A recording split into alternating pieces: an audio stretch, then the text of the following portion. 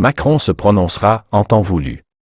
J'annoncerai ma décision en temps voulu, réponse au prochain épisode. Interrogé lundi en Creuse par l'élève d'un lycée agricole, Emmanuel Macron est resté évasif sur sa candidature à la présidentielle 2022, lors d'une visite consacrée au bilan de ses actions pour le monde rural.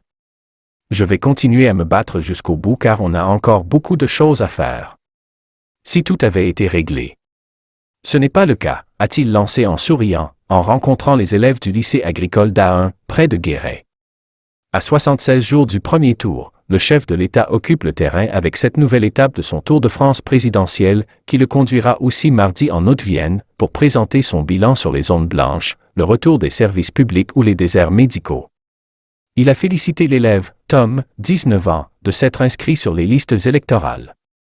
C'est un droit qui a été acquis, et qui est une forme de devoir. Et donc s'intéresser au fond des programmes, des propositions des uns des autres, et faire votre choix de citoyen libre, je pense que c'est essentiel et je vous félicite, a-t-il ajouté dans l'étable de l'établissement.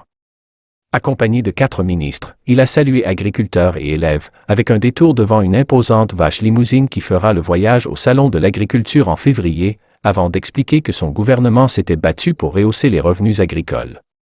Le revenu, c'est la mère des batailles, la passion ne peut pas tout, la rémunération est la clé.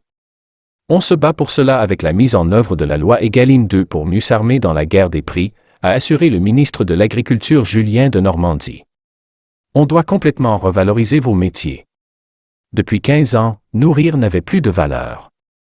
On doit réhabituer tout le monde au fait que la nourriture est une valeur, a ajouté le chef de l'État, en estimant que l'impact de la loi allait se faire sentir.